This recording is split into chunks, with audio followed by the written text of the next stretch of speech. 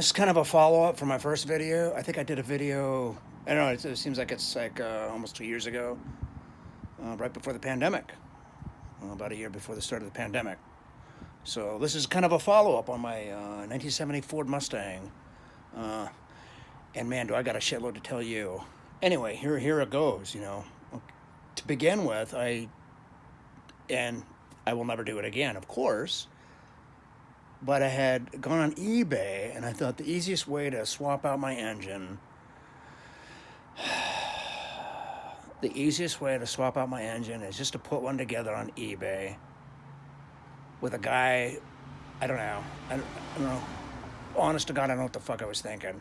But anyway, I saw this bright, colorful ad on eBay, and well, I thought these guys, they gotta be somebody's, right? They got like nice colors on their ads. So anyway, out of all the engine manufacturers, I chose Creb Engineering. Creb Engineering is out of off the East Coast. I think it's in England or some upper northeast. I don't remember exactly sure where it's at.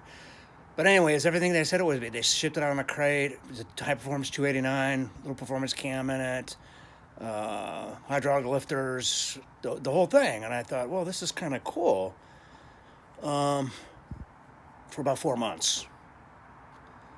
Anyway, to make a long story short, like within a week having this engine in my Mustang, I developed a rear main seal leak.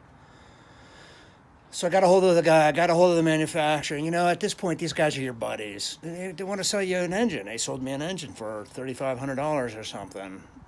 They're your buddies, so they answered all my questions. I said, dude, there's a oil spill in my garage, man. I think the rear main seal is out. And at this point, it's starting to get a little rough. So he was giving me a lot of excuses. He said, check your oil pan gaskets. I was like, my oil pan gasket, my valve cover gaskets. He was just like throwing stuff out there. Anyway, to make an even longer story short, I had a company put the engine in for like $1,200. Okay, they took the old engine out. They put the new engine from Creb Engineering. We'll get into that later. And it put the new engine in for $1,200. The whole thing. I thought I was happy.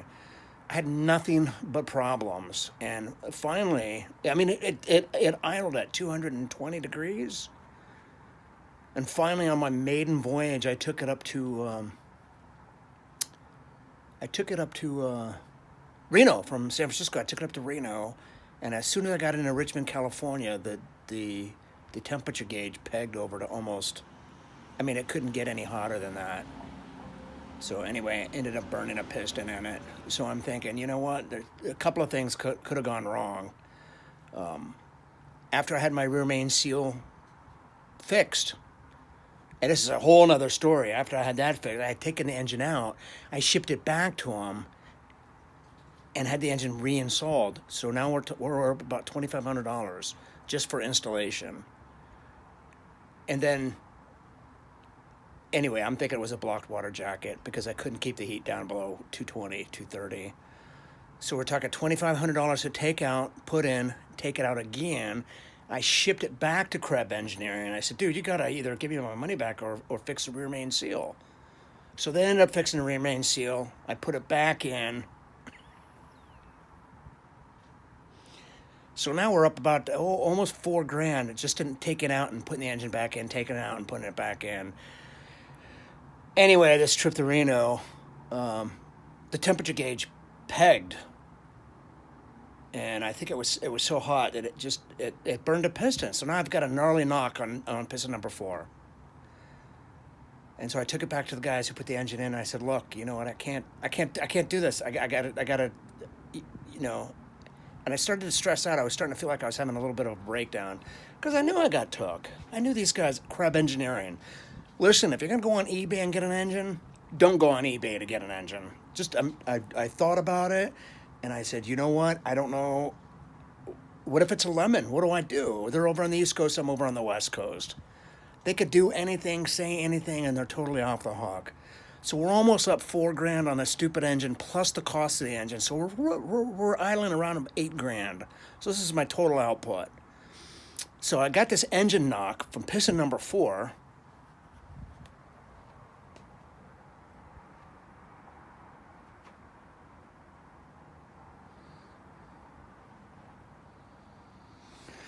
Just to show it again, I got this engine knock from piston number 4. I babied it into my garage. I put it up on jacks. I stared at it for a while. And I said, you know what? Nobody's going to touch this car but me. That's it. I'm going to be the one to do it. I'm not going to blame anybody else. I'm not going to go on eBay and get an engine from the East Coast. And listen, people, if you're thinking about getting an engine on eBay, keep thinking. If you're thinking about getting an engine from another state, keep thinking. Go to your closest machine shop. Tell the guy what you want. Because let me tell you, if you get screwed by the time you shell out money to fix whatever problem is that happened in the first place, you're out a shitload of money. So you might as well just go and stay local. That way if something happens, you've got it right there. And your local guys appreciate your business. So yeah, there's no reason in the world to go on eBay. None whatsoever. And I'm just telling you this out of I'm trying to warn you. I mean, there's if you go on eBay, there's tons. There's like Jupiter and Blue Monkey and Jasper and Creb Engineering. I'm like, I don't even know how I picked these guys. I think it was like a random pick. But man, do I look like a fucking stupid idiot. But anyway, that's another story. So I'm just telling you, if you're going to do business with these guys, don't. And if you're on the East Coast, you don't need to go to the West Coast to do it. I can't figure out what I was thinking. So anyway, to make an even longer story short, I finally took out that crappy high-performance 289 engine that they sold me, and it's actually sitting in a pile over there. And I went on Craigslist, and I found a Windsor block. And I thought, you know what? If I'm either going to go big or go home. So I found this Windsor block for $500 in San Leandro. I took it to a machine shop. I had him build me a short block. Since I was doing the work, and let me tell you, it took almost a year to put it back together. But you know, I have to work full time, so I can't like crank on it every day. But I went ahead and I had Clark's Marine in Burlingame put a short block with a little step up cam together, 351 Windsor, and we're talking a year later. We're at the end now, and I kind of just finished it a month ago, and I just started driving it. I couldn't be happier. It is just an absolute dream.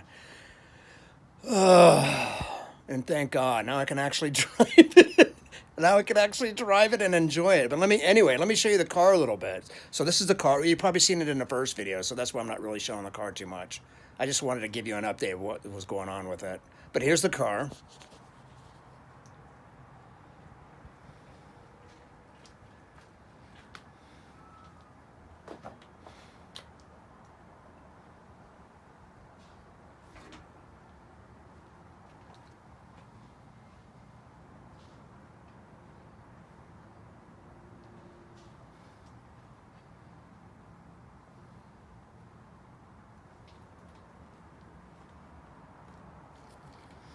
And a little bit about the Windsor. So like I said, I had Clark's Marine, a guy named Gary down in Burlingame, put it together. I came in, installed it, put the hooker headers back on.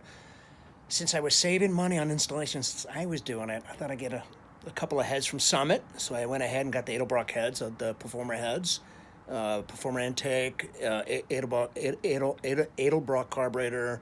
I thought I'd go a little high performance. So that's what I did.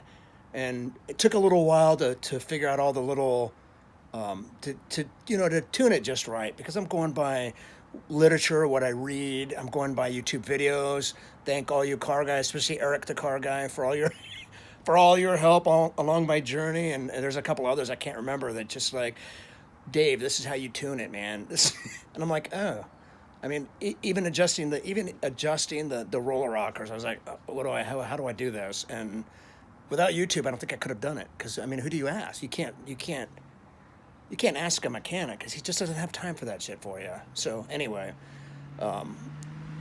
this is it. And if I can, I'm gonna set up the camera so I can crank it over for you. It's got about 100 miles on it, I guess, and there's no oil leaks, and it just runs like a champ. I don't know what else to say. I'm just so happy. I'm finally happy with it. I mean, to have to get an engine shipped from the East Coast to the West Coast and have it installed, and it ended up being a crappy engine with a rear main bearing, rear main seal go out. It overheats constantly.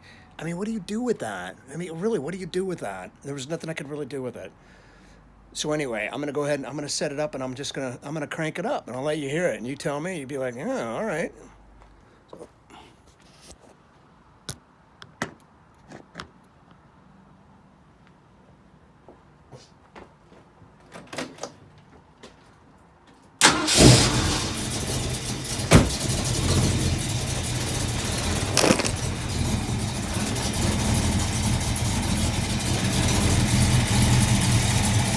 So this is my little high performance 351 Windsor, and like I said, I couldn't be happier. I had the guys over at Muffler Works totally redo the mufflers. I had the brake house redo all the brake lines and everything, and like I said, that Creb Engineering, they could just piss off. Just stay away from those guys. That's my advice to you. Stay local, because like I said, if anything goes wrong, you're out. You're out. And thankfully, I have the money. I can afford to lose the money, and it's a hard life lesson to learn. You know, I mean, if I didn't have to I just think of what I could have actually done to the car had I not gone through all that bullshit. But I didn't know. I mean, I didn't know there were people out there that were just selling crap, and unfortunately, I got tangled up with a guy. So yeah, I mean, I couldn't be happy. I just couldn't be happier with it. And let me show you the rear end after he put the new exhaust in. This is really cool.